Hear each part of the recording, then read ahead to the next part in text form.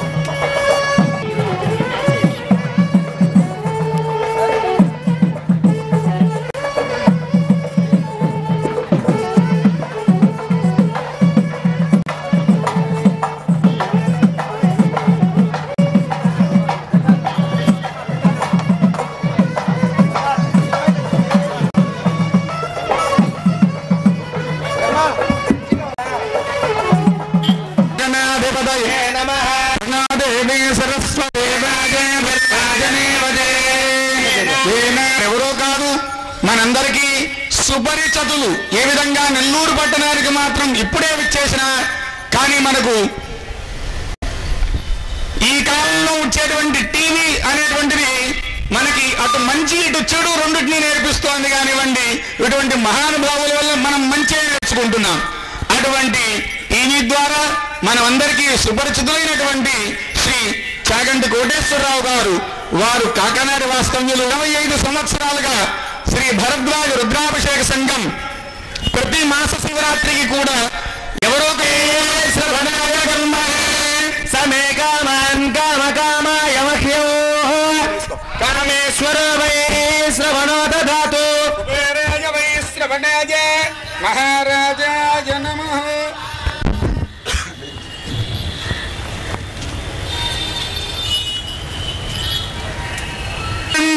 ధ్యాయేదీప్సితు సిద్ధయే ధ్రువపదం విప్రోభిషించేత్ శివం బ్రహ్మాండ వ్యాప్తిదయామచితహిమరుచాభాసరానాభుజంగైః కంఠే కాలాక్కవర్దాలితశిశిలా చండకోలిండహస్త యక్షారుద్రాక్షమాలా సులలితవపుష శాంబరామూర్తివేదాః రుద్రాశ్రీ రుద్రసూక్త ప్రకృత విభవ న ప్రయచ్చంతి సౌఖ్యం నఘోరేభ్యో ఘోరఘోరతరేభ్యః సర్వేభ్యః సర్వసర్వేభ్యో నమస్తే అస్తు రుద్రరూపేభ్యః.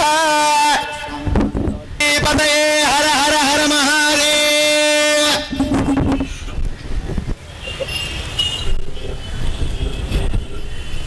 వృతాంబ తస్మై బ్రహ్మజ కీర్తిం ప్రజాందతుః.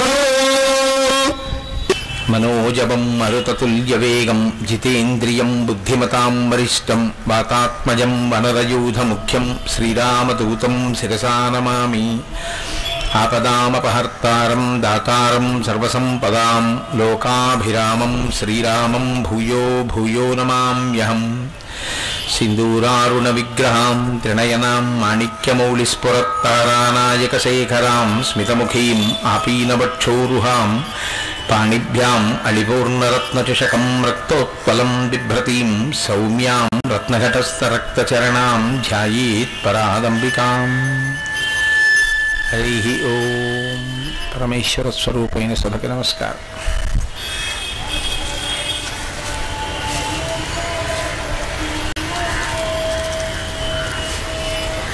ఈనాడు చాలా ఆనందంగా ఉంది.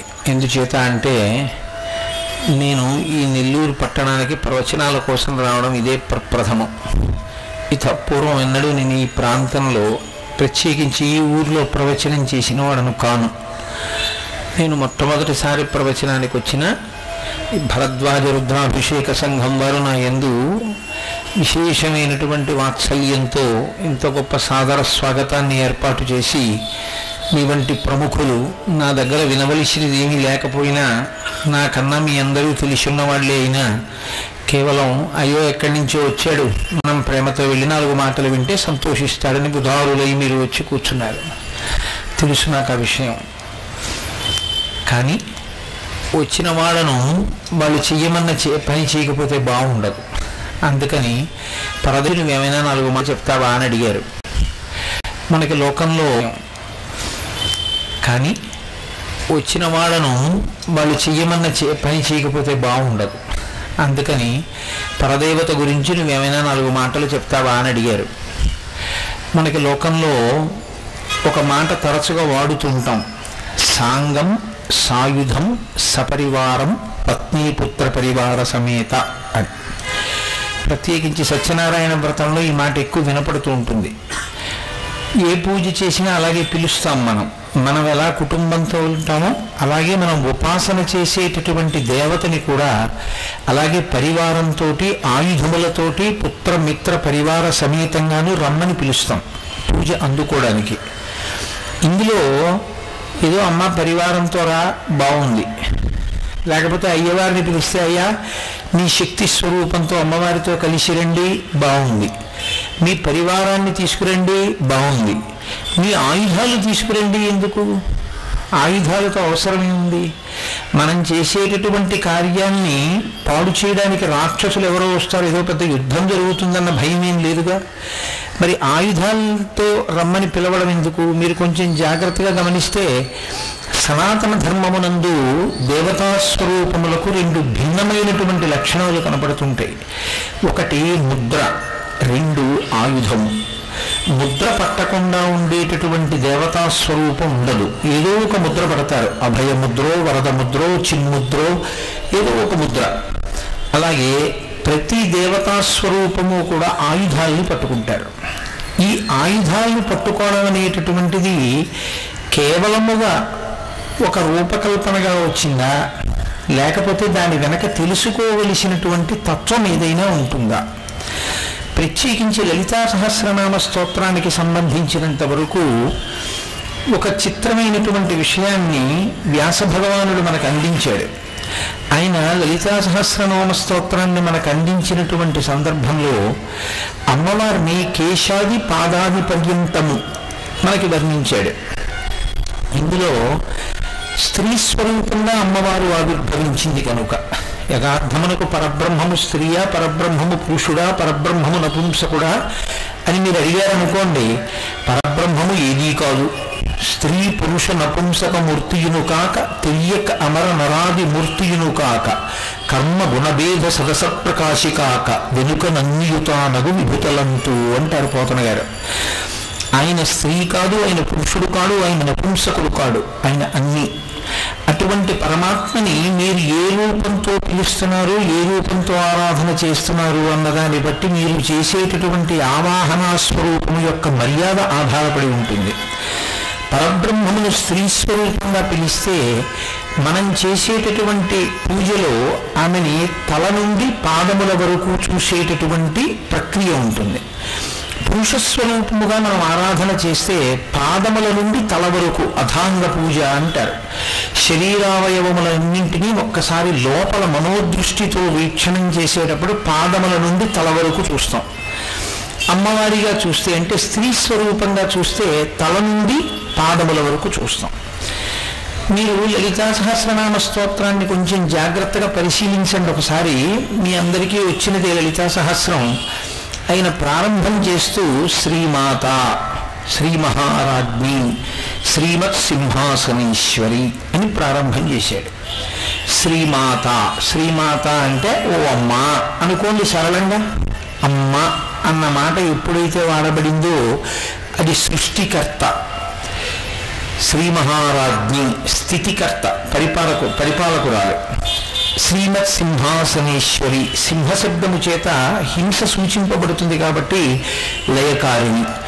అందుకని ఆవిడే సృష్టికర్త, ఆవిడే స్థితికర్త, ఆవిడే లయకర్త. మూడిటిని చేసేటటువంటి రూపములు పుంస్వరూపములుగా మూడున్న ఆ ముగ్గురి యందు ఉండి అవి చేయించేటటువంటి శక్తి స్వరూపము మాత్రము అమ్మవారే.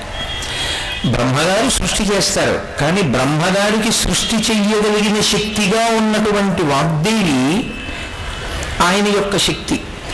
విష్ణువు స్థితికారుడై ఉంటారు. స్థితికారుడైనటువంటి విష్ణువు యొక్క నిర్వహణ శక్తి, నిలబెట్టగలిగిన శక్తి స్వరూపం అమ్మవారు. హరుడు ఈ లోకములన్నిటినీ లయం చేస్తాడు. ఆ లయం చేయగలిగినటువంటి శక్తి అమ్మవారు. ఇందులో సృష్టి శక్తి, స్థితి శక్తి గురించి ఎవరికి భయం ఉండదు. అక్కర్లేని అపోహలన్నీ ఎవరి గురించి అంటే లయశక్తి గురించే భయపడిపోతూ ఉంటారు. అయ్య బాబోయ్, శివుడి యొక్క శక్తి అంటే లయకారకుడు కదండి, చంపేస్తాడేమో అంటూ ఉంటారు. అలా కాదు. శివుని యొక్క లయము అన్న మాట మూడు రకాలుగా ఉంటుంది. స్వల్పకాలిక లయము అంటారు. స్వల్పకాలిక లయము అంటే మిమ్మల్ని మీరు మరిచిపోయి నిద్రపోవడం. నిద్రపోయే ప్రక్రియ ఎందు ఇంద్రియములు మనస్సులోకి వెళ్ళిపోతాయి, మనస్సు ఆత్మలోకి వెళ్ళిపోతుంది. వెళ్ళిపోతే బడలిపోయినటువంటి మనస్సు, ఇంద్రియములు మళ్ళీ పరిపుష్టమవుతాయి, శక్తిని పొందుతాయి. అలా రాత్రి నిద్రపోయినప్పుడు తిరిగి శక్తి ఇచ్చినవాడెవడో ఆయనే పరమేశ్వరుడు, శివుడు. రెండవది ఆత్యంతిక ప్రళయము అంటాడు. అంటే ఒక వ్యక్తికి జ్ఞానం ఇచ్చి ఆ జ్ఞానము వలన అతను మళ్ళీ పుట్టవలసిన అవసరం లేనటువంటి పునరావృత్తి రహిత శివసాయుధ్య స్థితిని ఇచ్చినటువంటి వాడికి ఆత్యంతిక ప్రళయము చేసినటువంటి శివుడు. మహాప్రళయము అని ఒకటి ఉంటుంది. ఆ మహాప్రళయంలో ఇంకా తనని పొందలేకపోయినటువంటి జీవుల్ని పరమేశ్వరుడు తాను పొందేస్తాడు. మనం ఆయన్ని పొందినా ఆయన మనని పొందినా ఒకటే కదా దాని యొక్క ఫలితం. ఆయనే ఒక మైనపు ముద్ద నల్లపూసల మధ్యలో తిరిగి నల్లపూసల్ని తనకు అంటించుకున్నట్టు పరమేశ్వరుడు తాను పొందుతాడు జీవుల్ని. అప్పుడు ఇక జీవులేవి ఉండవు లోకంలో. దాన్ని మహాప్రళయము అంటారు. కాబట్టి స్వల్పకాలిక లయమునందు కానీ, ఆత్యంతిక లయమునందు కానీ, మహాప్రళయమునందు కానీ పరమేశ్వరుడు కరుణామయుడై చేస్తాడు. తప్పించి శివుడు అంటే సంహారకర్త, ఏదో చంపేస్తాడు అని చెప్పి లేనిపోయిన అపోహలు పెట్టుకోకూడదు.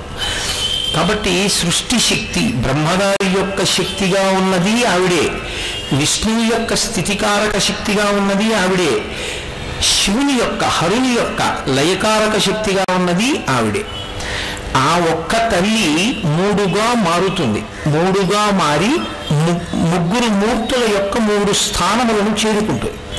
దీన్నే మూకశంకరులు అమ్మవారిని, కామాక్షి అమ్మవారిని కళ్ళ ముందు ఎదురుగుండా చూస్తూ ఒక మాట చెప్తారు ఆర్యాశతకంలో. వదనారవింద వక్షో వామాంక తటీ వశం వదీభూత పురుషత్రితయే త్రేధ పురంధ్రి రూప త్వమేవ కామాక్షి అన్నారాయన. కామాక్షి అమ్మవారే ఆయనలోంచి పలికింది. ఆయన అన్నారు, అమ్మ వదనారవింద, బ్రహ్మగారికి ముఖమునందుంటావు నువ్వు, వాగ్దేవి ఆయన నాలుక మీద నర్తిస్తావు. కాబట్టి ఆయన నాలుగు ముఖములతో వేదమును